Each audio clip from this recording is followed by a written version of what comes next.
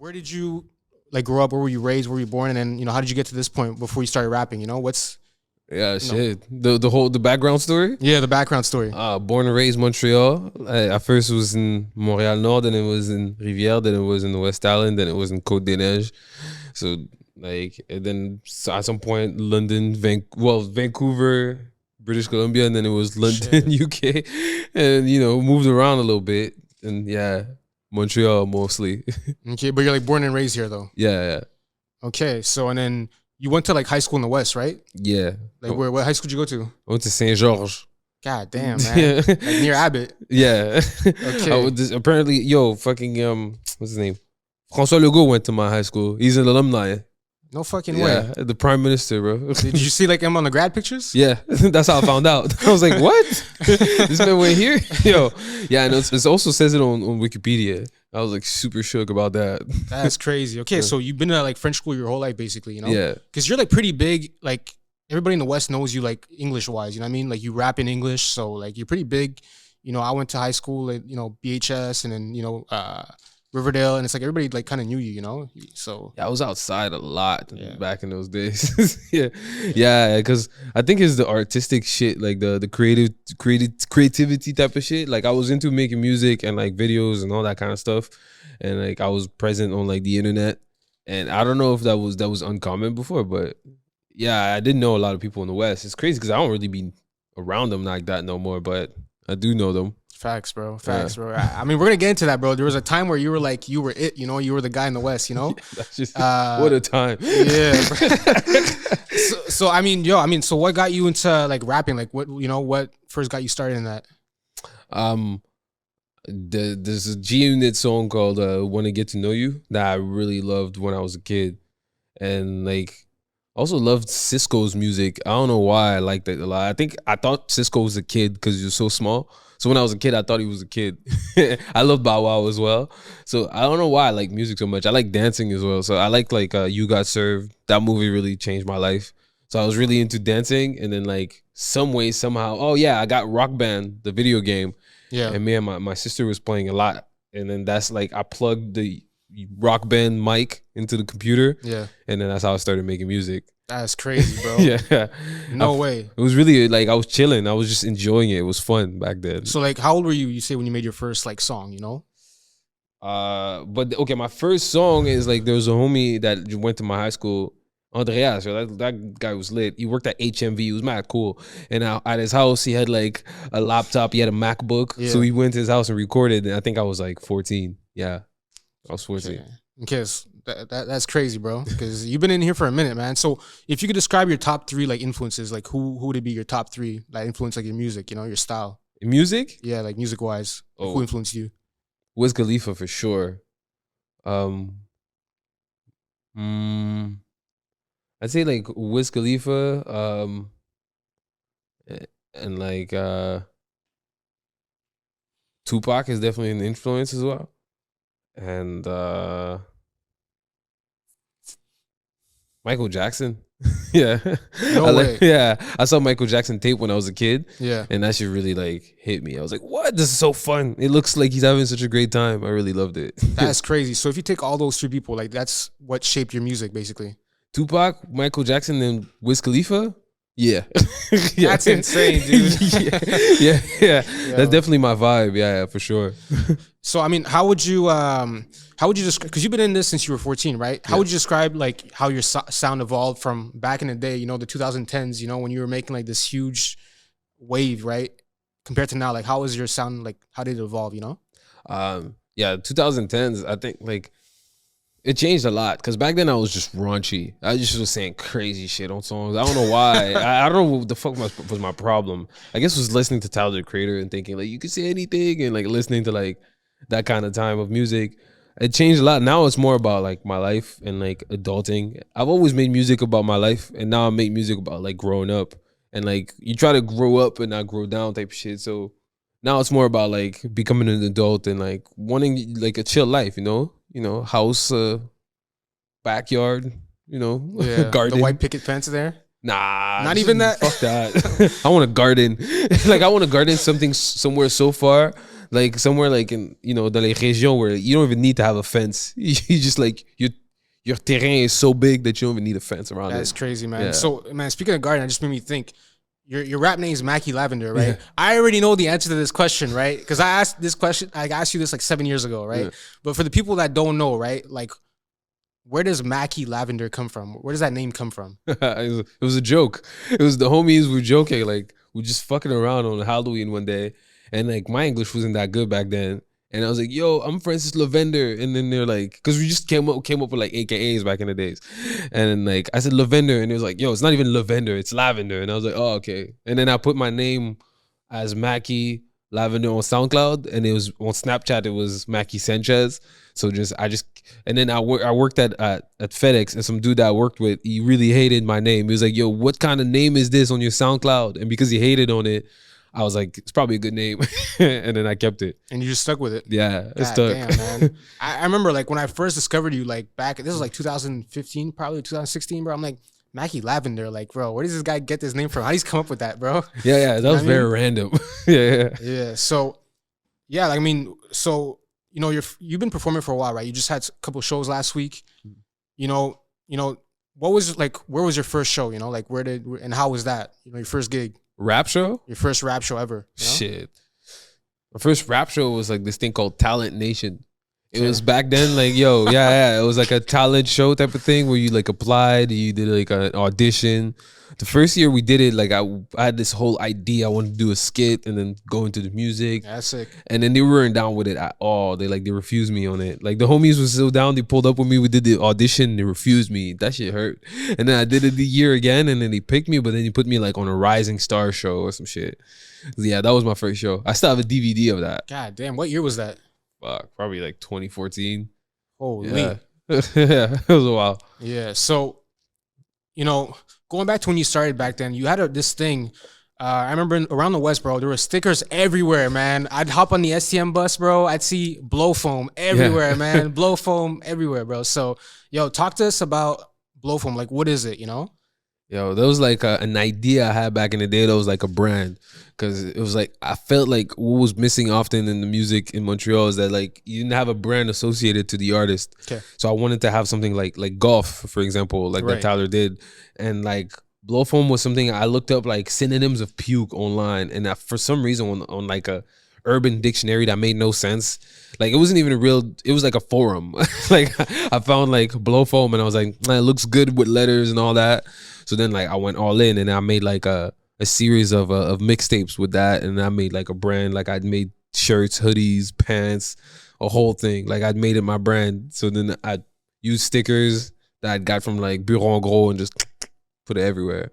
Yeah, I mean, is blow foam still around, or like you kind of like what's going on with blow foam? Is this still a thing? Honestly, I should probably do blow foam 1 again, because like now blow foam 2 and blow foam 3 is out, but there's no blow foam 1 because the first one was too crazy, it was too raunchy. I kind of scrapped it. No fucking way. So there's not even a blow foam 1. There's 2 and 3. Yeah. That's fucking crazy, man. I might go back and do 1. I'm thinking about it, bro. I'm thinking about it. It's been on my mind for a while. I'm like, I might go back and just do like the finale, like a last one, because it was like at some point it also became like a company that I made with the homies, but everybody went in different directions. We grew up, and I was the only one still like doing the music shit. So then like the company got like deaded, and then like I kind of just switched to something else, just focused on my brand instead. Yeah, bro. I remember, but you were selling like hoodies, bro, T-shirts, man. Like people in the West were buying that, bro. It was going crazy, wild. Man. It was something, yeah, for real. Like, that's what I'm saying. Like you had like a wave where like people were just wearing your merch, bro. Your stickers were everywhere. It was just like you own the West, bro. You know what I mean? Like Maky Lavender was everywhere. That was being like in the West. That shit was just different, because like the West Island is not like it's not like the creative spot, It's not where like people move to like make stuff. And I didn't realize it before. Like I was trying to do all this stuff just because I was there. Like my parents had moved there. I didn't have no choice. But it wasn't like, now it's not really the same thing. I'm like shit changed, and like back then I was in school and I was like at CJEP and I was in communications. At Abbott, eh? Yeah. Right. And I went to Vanier as well. So like Vanier and Abbott was just two different worlds. But when I was at Abbott, I was able to really like own in on that and just like really move shit with the West. Right. Do you feel like the West supported you more than other areas in Montreal? Or like, how do you feel about like, you know, like, because you were at Abbott at one point, right? And then you went to Vanier. Like, was there, the vibe was different? Like how people were treating you at Abbott compared to Vanier, or like it was the same? Like, No, it was different. It was for real. Good question. Yo, for real, you're killing it. Yeah, it was different because people in the West like were supporting me heavy. It went well, honestly, for a while. Yeah, people in the West were supporting me heavy. Like I was able to do shows in the West. I was able to sell merch and shit like that. It was different, but then in Vanier, like it wasn't like that cool. Vanier had like good stuff to do arts, but it wasn't very cool to be like a rapper and like a backpack rapper. Like it was, they were more into sports at that school. So yeah. Okay, so you got a lot more love in the West compared to Yeah. Like I said, bro, we were, man. You own the West, bro. You know, you had like I remember that you had the night show you did. You had, like, the night show series you did, man. And then you had one at TRH. You hosted one, bro. I remember that day was crazy, bro. People were fighting outside the bar, bro. I remember It was crazy. It was crazy. The whole West pulled up, man. I remember that day. I was there that day. I went to go see the show. I remember it. So You was at that show? I was at that show, bro. Yeah, that show was fun. Yeah. Someone was talking to me about that like not long ago. Like a friend of mine that like works at a bar. Like, yeah, we was just talking about that recently too. Yeah, what a time. Sheesh. Yeah, the night show series, man. So. Yeah. How would you say like your process to make music, has it like evolved over time, or you're still like in the same process, like, you know, when you make music? Now it's so different. Like back then, like I think I was just tripping. I like it depended. Like back then, I was like I was like trying heavy to like recreate my influences. Now it's not really that. Like I hear a beat or like I want to go on a piano and stuff. Like I'll just do it because I have fun. Okay. Like back then it was not that. Like I was just trying to make it, you know. I was trying to like I don't even know what making it was because every time I had a different like goal. At first, my first goal to make it was like have a show, and then it was to do mural, and then it was like to do like a show in the West, and then it was to do a show downtown. Like all these things were like my goals, but then now like they're not really my goals anymore. It's different. No, yeah. So when you sit down to make music, like what's your process? Do you start with the melody first? You start with the beats first? Like how do you take us through like, A to Z? How do you like what's your process? There's so many ways to do it. Like if I'm writing like a song from a beat that already exists, I just write. Like I really pen paper and just write it. It just comes to me. It's like I have no clue why, but it just comes to me very quickly and easily. And like if I'm going on a piano and I try like some chords and stuff, like I'll just play stuff from different songs that I know. Like I learn songs on the piano and then I take pieces of the songs that I learned and then that's how I make a new song. Okay. Or I'll do that. And but yeah, often it's like usually if it's a collaboration with someone, like I like if this is their song, I like to just listen to what they're on and just do something. Okay. So it kind of varies how you kind of approach the music. Yeah. Every time it's different, but most often than not, like recently, there's so many producers out there nowadays. Or you go on BeatStars, you just find a beat online and just do that. BeatStars, bro. That's been a minute. Yeah. I'm on BeatStars sometimes. Like the new album I have, a lot of it is like on BeatStars because I found like a sound that I really loved, and the same person was doing it. So then I copped like 8 beats. Okay. So that's crazy, man. So. What's like your favorite song you ever created? You know what I mean? Or like, what's the song that kind of represents you and like that you fuck with the most? You know, out of all the songs you made, because you made like hundreds of songs at this point. You know? A lot. Shit, I'd say, or a project even. Like, what's your favorite album that you created? You know, Blow Phone 3 and At Least My Home Loves Me are like crazy to me. These 2 albums are just nuts. I find it insane. But probably the song that I made that represents me the most, I'd say Air Transat Freestyle. Air Transat Freestyle is my shit. That's crazy, bro. Yeah. Okay. I like that song a lot. All right, cool. That's crazy, you know.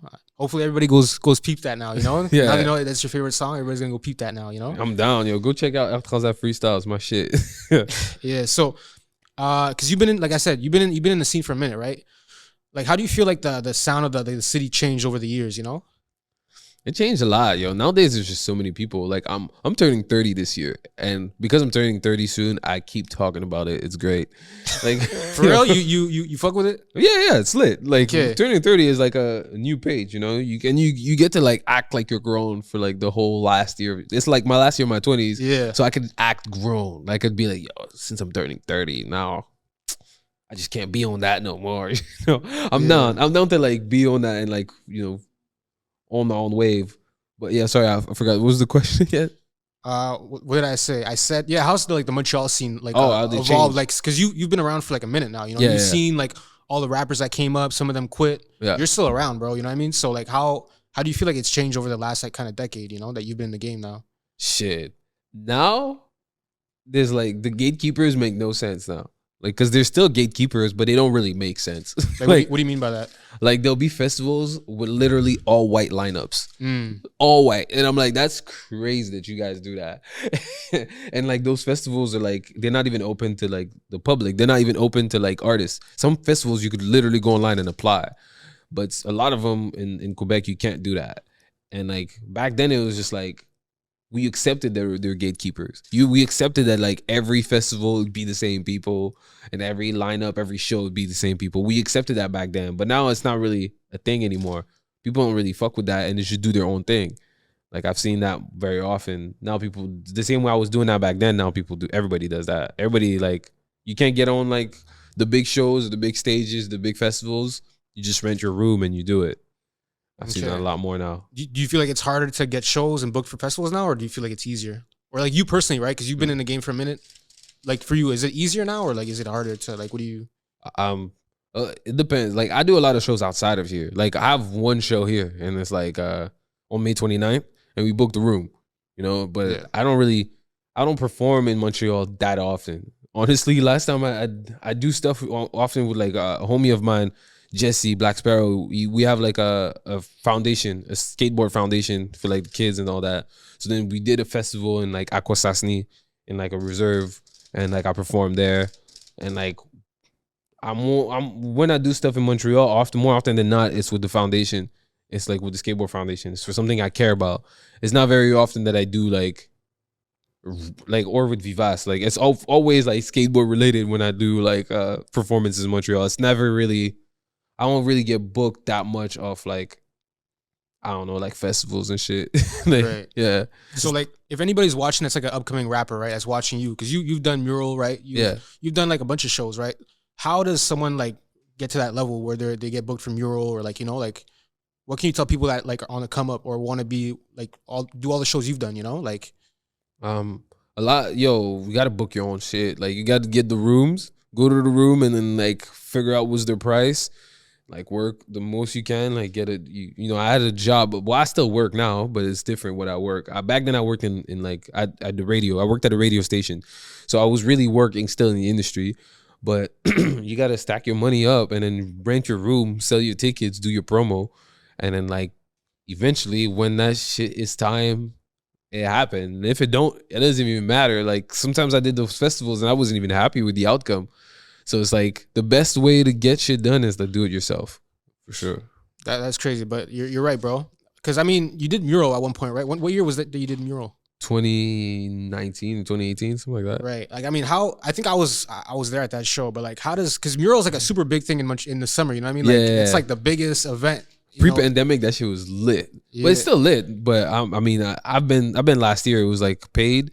This year, I'm not really. I don't really know. I don't fucking know nowadays. Yeah, I'm out the loop a little bit. I seen like one of the homies was on the lineup. Yeah. One of the homies was on the lineup, but I think it's in the street. Yeah. Well, yeah, but it's different nowadays. I don't, because before it was like in the old port. But this year, apparently, it's back on Saint Laurent. On Saint Laurent, okay. Yeah. Okay, and like, what's that feeling like when you're performing? Like, it's like everybody in Montreal comes out to that show, you know? Like, how does that feel, you know? Like being on that stage with like hundreds of, you know, probably thousands of people in the crowd, you know? When you're from Montreal, it's lit, but yo, when you're in your own city, people come to the shows to check to see if it's lit. Like they come peep. They come like, is he really killing it? Is he really that guy? Yeah, It's kind of wild. Like it was cool. I had a good time. It wasn't my favorite show of all time, but it was very fun. I did mural like 2 years in a row, and it was dope. So what was your favorite show that you've done? Like, Yo, it just happened. It was in Ottawa last week. Yo, that shit was crazy. that's crazy. Ottawa bro. killed everybody. I'm shook. I thought with the tour this year was really small, and like I kind of spread it out like super far, like because I've in my head this tour started like last June when I did Calgary. So it was like Calgary, Rotterdam. So see, it makes no sense. Like Calgary, like in Alberta, and then Rotterdam in like the Netherlands, and then crazy. like Akwesasne in like literally Akwesasne, and then after that like there was a freaking Ottawa. Then yeah, in between Akwesasne, I think there was fucking a shit long. Yo, it was mad long in between, but yeah, like and then we did Gaspésie. See, like I was further spread out for all the shows. Yeah, that's nice, man. Yes, but Ottawa was the best show. The room was filled with people. They were like super responsive. It was mad lit. Like Ottawa was litter than Toronto. I'm like, that's crazy, bro. Yeah, I would never believe that. That was like a week ago, no? Yeah, that shit was lit. Like it was probably because with the pandemic, a lot of shit changed. Like it was back then, like you did shows. People were outside like NPCs before the pandemic. You go do a show to beat thousands of people and nobody knows who you are, but they're just there. But then like post-pandemic, I wasn't really doing that. I did shows while in the pandemic when there was like masks. I remember doing shows where it was like 40 people cap with masks sitting down. Yeah. Yo, that shit was crazy. Like I did a couple of shows like that during the pandemic. So then I saw it evolve from that to like, okay, packed room and like Club Soda and then like festivals and all that shit. But yeah, the show in Ottawa was probably one of my favorite ones I can remember. That's crazy because it's like your most recent one, like we just said, you know? So, you know, you're still an independent artist, right? You're not signed to any major labels or anything. Like, what's the biggest, like, challenge being an independent artist, you know, compared to someone perhaps on a major label, you know? Taxes, yo, that shit's crazy. You got to do your taxes. You got to do, like, administration. Because I write up all the grants. And, like, I write grants to get my team and I to go to places. Like, I had a grant to go to Ottawa, to go to Calgary. All these are like traveling showcase grants. So I like not only do I connect with people in different like cities, but then like I export Quebec art out there. So that's the tough part to like show how like you're a value to the patrimoine, like show Canada and Quebec that you're valuable because you export the art outside. That's crazy, bro. Yeah, it's kind of tough, but it's dope to be able to do it, but it's tough. Yeah, that's crazy. Yeah. So what would you say is like, what's the end goal with your music then? Like, do you have a goal? Like what do you plan to, like, you know, get to as far as your music goes? Like, what's the end goal? Like, I feel like I have like two, 3 albums in me. After that, I'll be performing the same shit for mad long. Like, I be enjoying like, yo, it's so fun when you're performing in the crowd and they don't really know who you are, and eventually you see them start like moving, and then the crowd starts like doing this. It's wild to see. It's a crazy shit, and they start doing this. And if you end up like smoking on stage and shit, you start seeing the clouds. That shit is so fun. So I want a world tour, like maybe like a good like steady world tour, 2-3 months around the world. Like maybe like take like my sister and shit, and like my parents and my cousins, shit like that. Like, so we could just go out there and see the world. That's more what I want to do. I want to tour worldwide. That's one of my main goals with music. Yeah. Okay. And you say you got 2-3 more albums and then that's it? Like forever? Yeah. Then I'll just perform the old shit, yo. Yeah, because I mean, how many albums do you have now, like, out in total? Fuck, I don't even know what's called an album anymore. Because honestly, if we're being real, I don't even have an album out. That's what's fucked up. So what would you categorize all the work you put out then? Shit. Projects, mixtapes. Yeah, nowadays we can't even call them that no more. But I've never had like an actual like release with like paid shit and like albums printed on CDs and like first of all, I've never even had like PR. Yo, I'm too way long into this game to not have PR. It's ridiculous. But I've never had public relations. That's one of the first things you should do. But yeah. So yeah, if you can go back to 2014, right, and you could talk to Maky of 2014, like what's one thing you would tell him? You'll be all right. Don't worry, because I was tripping, yo. I was like, I was running everywhere. I was just trying to figure everything out. I was tripping. I would tell him to calm down. You'll be okay. That's my first thing I tell him. I'll tell him, yeah, you'll be all right. That's crazy. That's simple, eh? Yeah, you'll be all right, man. Like I was tripping, yo. That's crazy, man. So I mean, if you could give a piece of advice to like any of the artists, you know, that kind of want to start rapping, like what would you tell them? You know, like Get a they're- laptop. get a laptop, Yeah, for sure. Like 100. Get a MacBook. I'd say get them. Get a laptop. Get a mic and just start. home studio. Yeah, yeah. Because I've been hearing that some people tell me, "Yo, you're so lucky you make music." I'm like, bro, like anybody can make music. You just get your laptop, plug the mic in, and just start singing. I tell them just to start for real. Okay. Okay, yeah. Man, I wanted to get into some other questions right now. I wanted to ask, man, since you've been, I mean, you've been doing this for a minute, right? So I don't know if you remember what it was like before, but since you've been a rapper, right? Do you see like girls treat you differently because, you know, and you had the blue check before it was even like you could buy it, right? You had the blue Yeah. check way before that, you know what I mean? So like, yeah, like what was it like, you know, when before everybody had it, right? Before you could buy it, you had it before, like how did like the women treat you, right?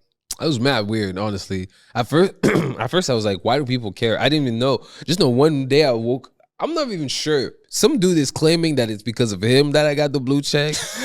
Like I personally don't even know how exactly it worked, but I think people definitely treat me different. Like girls definitely treat me different. Like sometimes girls DM me just to have me in the DMs, and I'd be fucking falling for the fucking honey pot No all the fucking time. way. Yeah. Because yeah, like nowadays anybody could buy that blue check, you Yeah. know. So Back then you couldn't really do that. It's true. Huh? yeah, no, like back then, like you were like one of the only ones in the West to have a fucking blue check, you know. I didn't even think about that. That's true, huh? Yeah. Fuck. That's crazy. Yeah, you know, you were verified like that. That was like a big thing. If you were verified, bro, like now it doesn't really mean much because anybody can get verified. Yeah. But, like back then, bro, like that was a huge thing, you know. Yeah.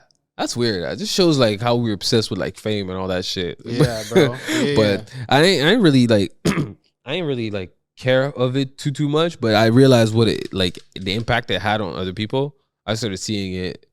It was fucked up. But something I noticed with the West is that like the West they love to hate on people. You know, they love to What? hate. Yeah, I think the West loves to hate on people when they do good. You know, like it's either you're friends with everybody, and when you're friends with everybody, you're friends with nobody. And it's like when you start doing good type shit, some people might want to hate from far.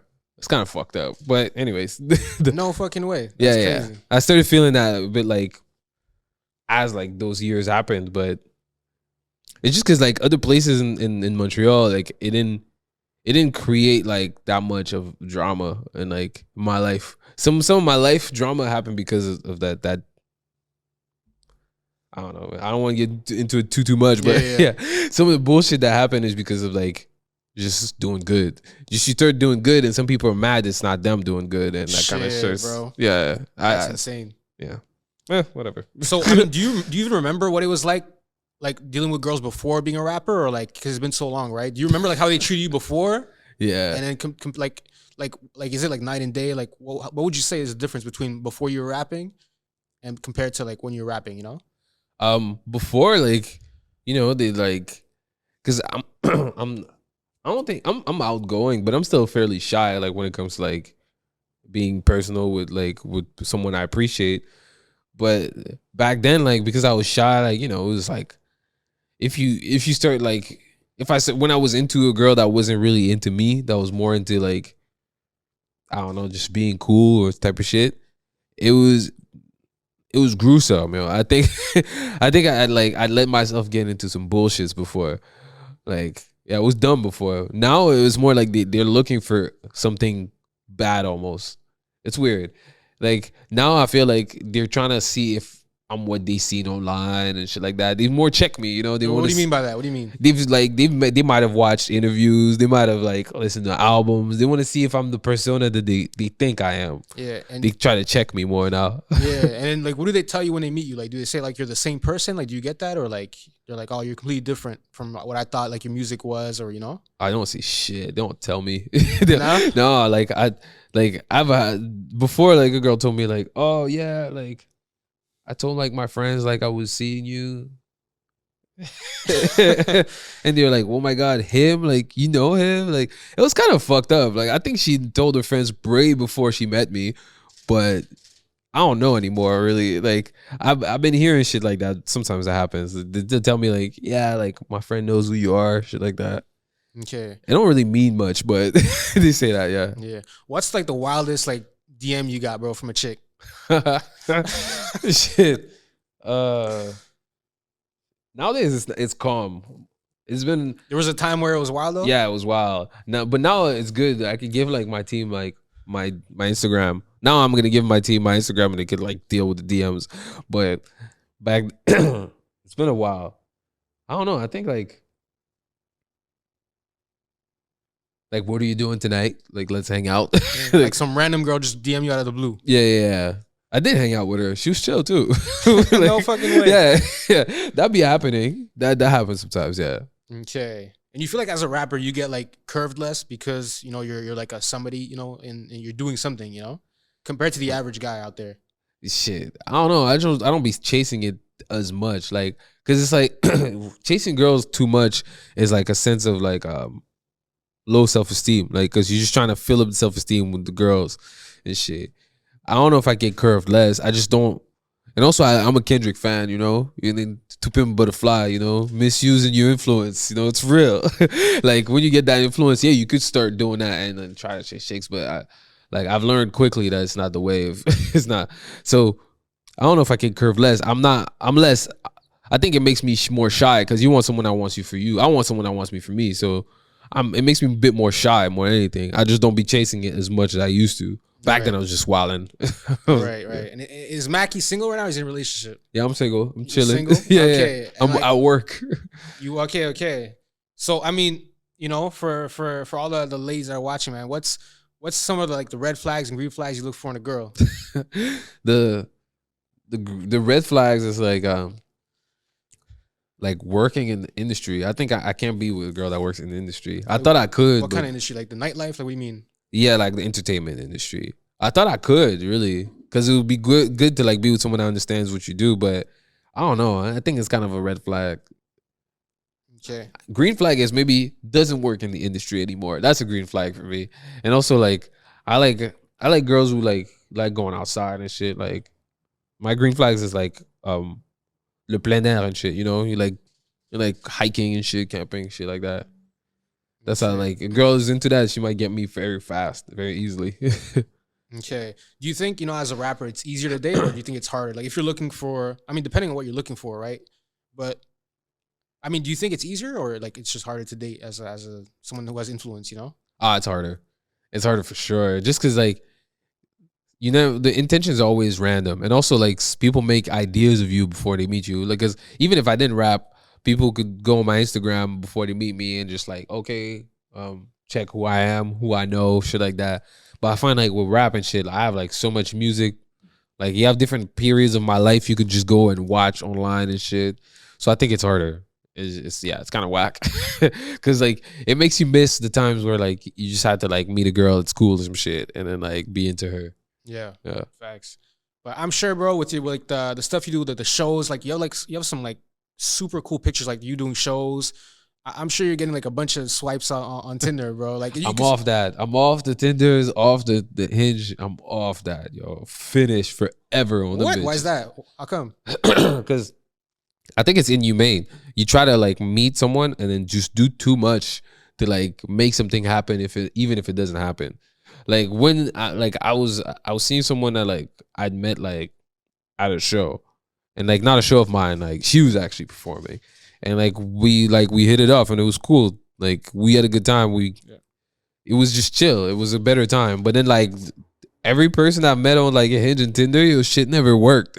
Yo, it's just like we check each other a little bit when I'm in your city type of shit, and then like we stopped seeing each other eventually and stopped talking. It was all like short term stuff, I guess. Nothing. You've never had like a relationship come out of like being on a dating app? Nah, not even. It was like a situationship that lasted 6 months type of shit, or a year, 2 years, or it was never like real relationships. No. Yeah. Okay. That's crazy, man. Have you? Huh? Have you had a relationship come out of of course, man. I mean, there's some good girls you can meet on there. Of course, like not everybody. I mean, there's some good girls you could definitely find on Tinder and Hinge, you know? Would I say that's most girls? No, I feel like most girls on Tinder personally are looking for like something short term. But there are some girls out there that are actually genuinely looking for a relationship, you know? So But though, like you kind of have to do like a diamond in the rough. You kind of have to go through a bunch of trash to kind of like Yeah, figure get to that. You know what I yeah. mean? Like like no offense, but like Yeah, I hear So, you. but man, that's so. What's your method to like meet girls now? If you're not using Tinder, Hinge, like what's your method? What's Mackey's method to meeting someone? I just like I like to go do certain activities I enjoy. Like I like going to shows. I like going to like I like hiking and like snowboarding and I like skateboarding and shit. And, I like biking. So usually I'd meet people while I'm doing that. so you're like that's like you're relying 100% on just like organically meeting someone. Yeah. No way, man. Cause yeah, like cause you're a rapper. Like I feel like it'd be so easy for you on like Tinder. You know what I mean? Like it'd be like, you know what I mean? You're cleaning up on there. Yo, at some point I was on there and then like I was meeting people and meeting girls and shit. But you do it so much that it becomes inhumane and empty. It's kind of fucked up.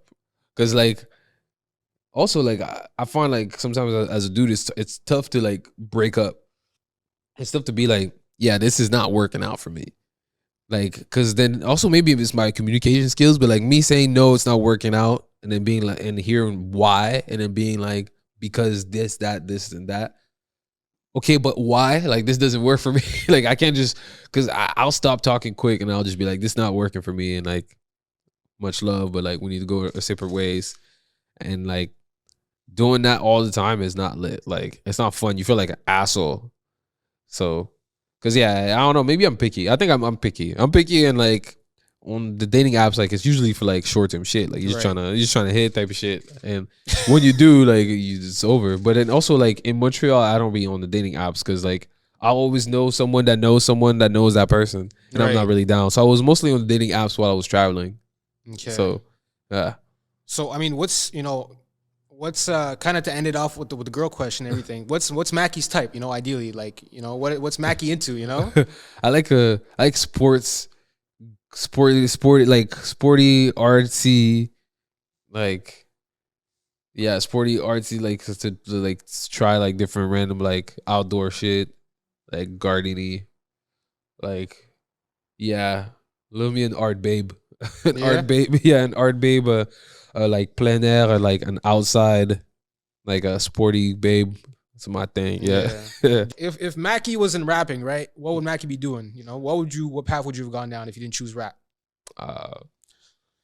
Be a farmer probably. Yeah. Or like I don't know. I wanted to be a paramedic back in the days. Oh, for real? Yeah. There's a Abbott program for that, so I was down to do that. So yeah, probably like paramedic or like I was down to be a firefighter as well.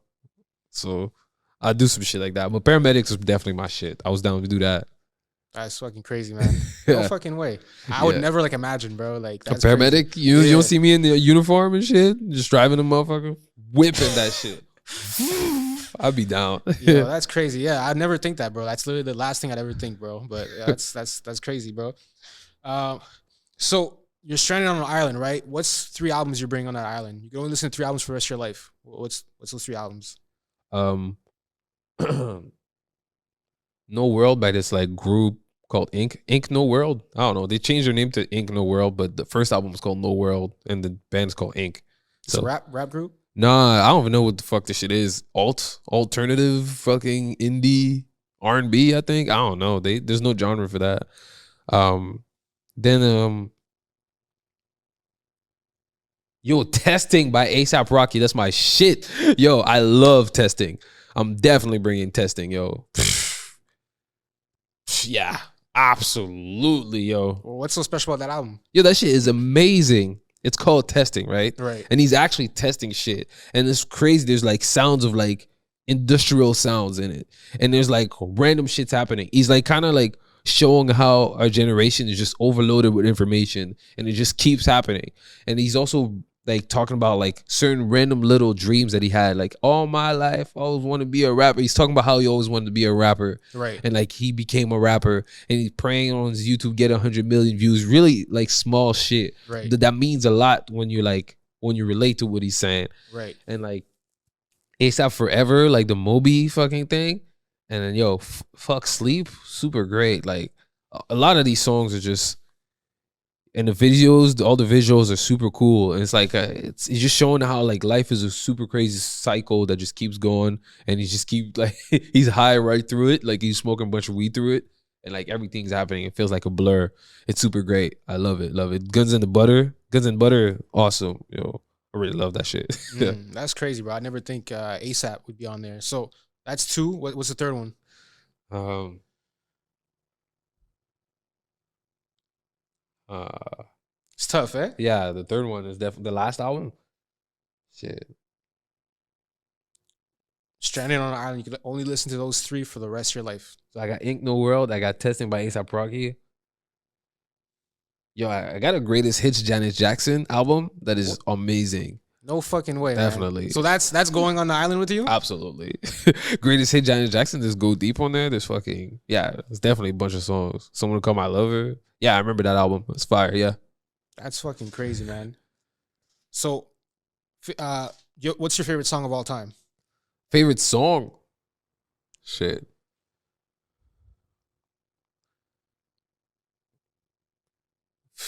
That's tough. I'm asking the tough questions here, man. Today I'm gonna pick my favorite song of all time. Shit. Yeah. It might change next week, but like right now, if you say like, this moment.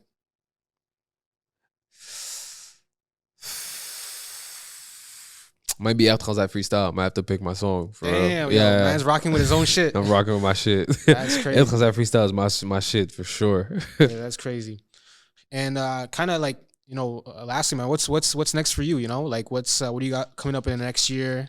What's next? I have a show in Montreal, May 29th. Yo, you're more than welcome. We'll put you on the guest seat if you're trying to pull up, It should be a fun show for real. I have a couple dudes from the West on that show with me. So like I still have homies from the West and all that. Like I still have bros that really rock with me. It's just like it's not like before. I'm not like I was overly outside. So now I'm not overly outside. Like I'm more reserved with who's around me and shit.